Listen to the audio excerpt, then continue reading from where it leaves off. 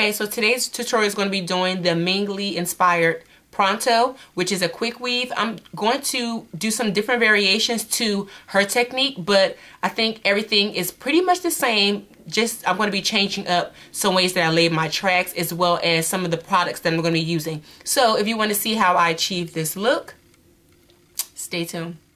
Hey guys, so today we're going to be doing a Mingli inspired Pronto quick weave. I'm going to show you exactly what that is and how you achieve that look.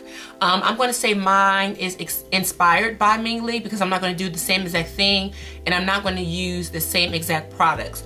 So I'm going to show you what I'm going to use, and then I'm going to show you, I'll show you exactly what she uses, and I'm telling you the difference why I'm going to do a variation of what she does. Okay, so you're going to need 2 needles to thread up. And this is a hair needle. You can't use the closed needle, as well as some hair thread. You are also going to need, of course, a pair of scissors. You are going to need some Super Bond hair glue. And this is where me and Mingli vary just a little bit. She likes to use the she likes to use the stocking caps that look like this. And I personally don't like to use stocking caps. I really don't use glue on my hair at all, but for the purpose of the video, I am going to use the glue. So instead of me using just 2 of the regular stocking caps, if you don't know what a stocking cap is, they are a very sheer hair cap that we normally wear under wigs, but they're very sheer, so it's kind of like pantyhose. And because I typically don't wear hair glue on my hair a lot, I'm going to be using my normal dome spandex caps. They are a lot thicker. See, they're like, I'm pushing my finger through that. So they are a lot thick. By it being so thick, the product doesn't seep through as much. So I'm going to be using a dome cap. Mingli normally uses a spandex cap. But what I will say is this, because I'm really not a fan of glue.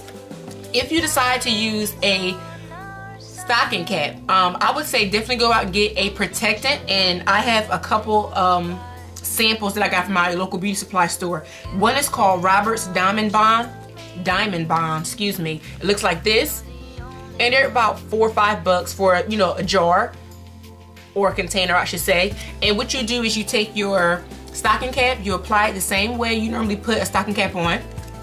Once you do that, you take a hair coloring brush or a tint brush and you apply the product on the entire stocking cap all over the head. You let that dry for about 20-25 minutes, and it's kind of like another protected shield. So it's kind of like plaster in a sense. It's moldable, but it creates a barrier so that the glue doesn't seep through your stocking cap onto your hair. So if you're going to use a stocking cap, please get some type of protectant bond. So because I'm not going to be using a stocking cap, I'm using a dome spandex cap. I'm not going to need that. I'm going to show you guys exactly what I'm going to do. Okay, so this is my spandex cap, and I like this brand. I'm going to have to see if I can find a picture, but I like this brand stocking cap because it fits almost everybody's head.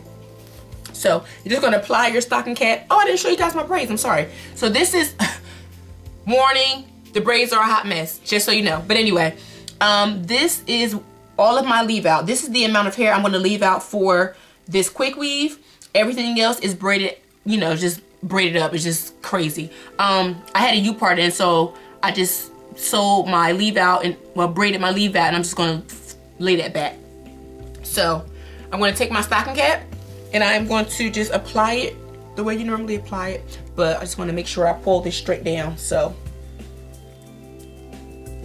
okay, so I got a really good fit from my stocking cap. It fits perfectly.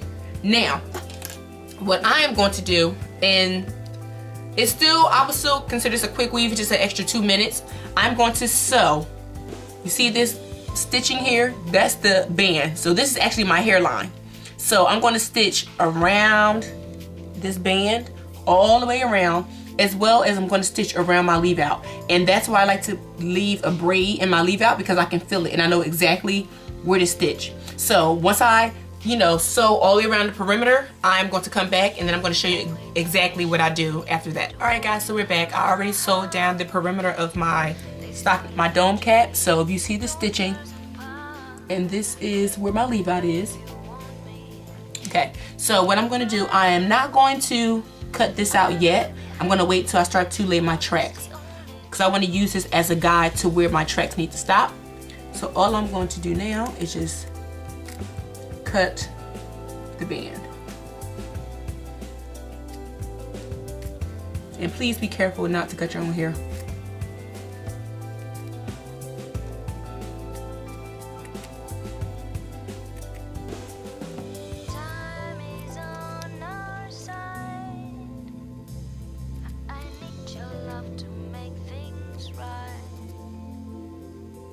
Now what we're going to do is we're going to start to measure, pre-lay, and apply our tracks. Now, because I'm doing such a deep part on the side, I need to have really full bangs. So my tracks are not going to be laid the normal way, which go like around in a U.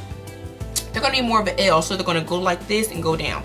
And of course, I'm always making sure that the tracks are going right up against this stitch. What I did was, of course, to make this whole process a lot faster, is I already pre-cut my extensions.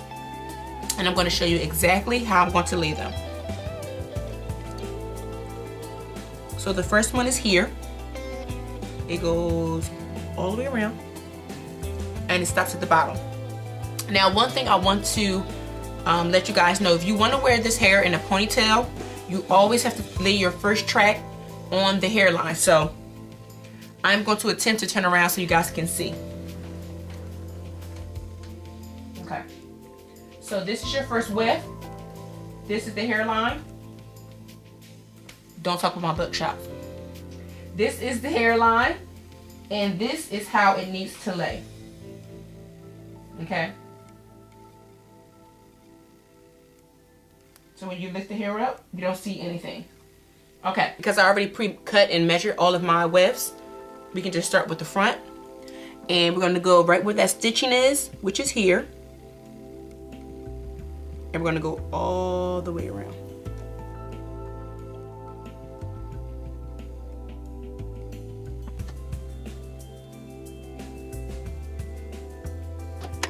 So we're going to start right here. Press. We're going to do the same exact thing on the entire dome cap, and then I will be right back. So I used my first pack, and this is how my bangs look. Again, I'm not getting too close to the stitch because these tracks are going to be laid going this way. So going to the side, these are laying going down because I want really full bangs. And this is the side. I'm going to, of course, stop it right before the stitch as well because I do want a couple wefts to go down. So now we're going to do a different method of applying the wefts. Instead of us going all the way around to create the full bangs, we're going to apply them the same way we normally do as a U part. So straight around to a U, but of course the U is over here until we start to create our horseshoe shape. And then once we do that, I'm going to show you exactly how I apply my wefts here as well as to my hair because my hair is natural, and I'm going to show you how I blend in this hair with my natural hair. Alright guys, so I've completely applied all of my wefts. I do have a couple more, but this is going to be for my leave out. So now what we have to do is cut out the remaining dome cap so we can expose my leave out. And then once we cut this out, I'm just going to flat iron my leave out because again I am natural, and we're going to start to blend. So the easiest way I find to do this is to cut straight up down.